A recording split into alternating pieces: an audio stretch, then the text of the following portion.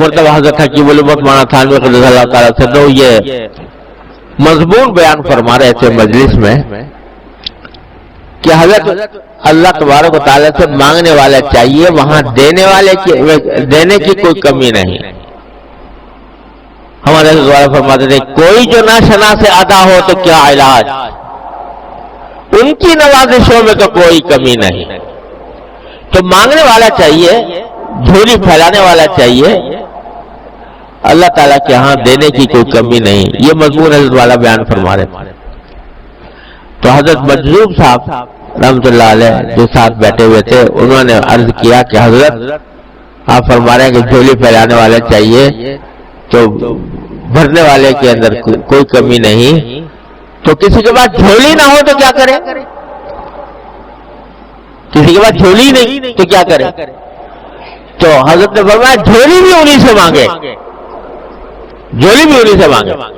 یہ ہے وہ اللہم انی اسألک خیر المسألہ وخیر الدعاء وخیر الاجابہ، اے اللہ اپنی رحمت سے ہمیں بہترین مانگنے کا بہتر طریقہ بھی عطا فرما دیجیے، دعا کا بہتر طریقہ بھی عطا فرما دیجیے اور اجابت کا۔ تو جب دعا مانگنے بیٹھو تو یہ دعا پہلے پڑھ لو۔ دعا کا جو آداب ہے نا، ان میں ایک یہ ہے کہ سب سے پہلے اللہ تعالیٰ کی حمد ہو، پھر نبی کریم صلی اللہ علیہ وسلم کے اوپر درود شریف ہو، اور اس کے بعد پھر آدمی دعا مانگے۔ تو پہلے یہ مانگ لو یا اللہ مجھے تو مانگنا بھی نہیں آتا، مجھے مانگنا بھی سکھا دیجئے، مانگنے کا صحیح سلیقہ بھی عطا فرمائے۔ اللہم انی اسألک خیر المسألہ وخیر الدعاء وخیر الاجابہ، یہ مانگ کے پھر مانگو۔ اگر آ رہی ہے دماغ میں تو کچھ تو بہت اچھی بات ہے، نہیں آ رہی ہاتھ تو پھیلے ہوئے اس بارگاہ میں، ہاتھ تو پھیلے ہوئے۔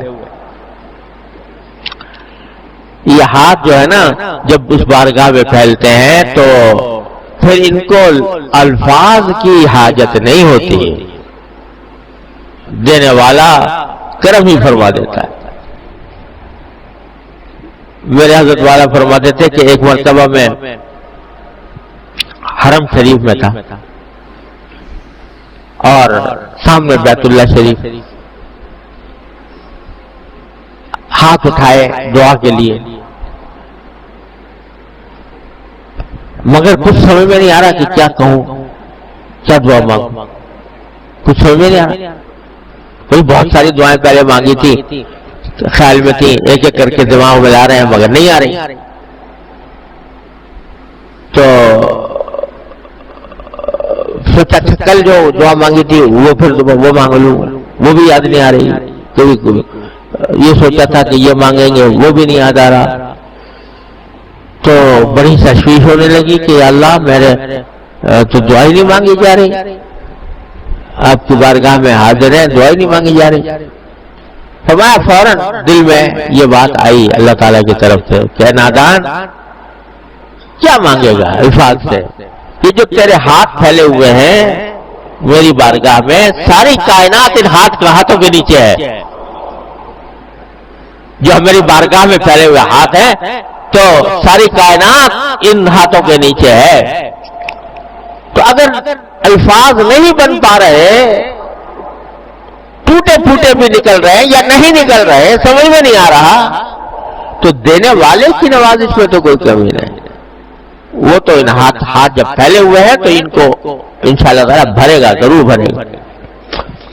لہذا یہ دعا کا موسم ہے، دعا کا اہتمام کریں اور اس دعا میں یہ سب باتیں شامل ہوں، کہ اللہ تعالیٰ ہمیں روزوں کا صحیح فائدہ اٹھانے کی توفیق عطا فرمائے۔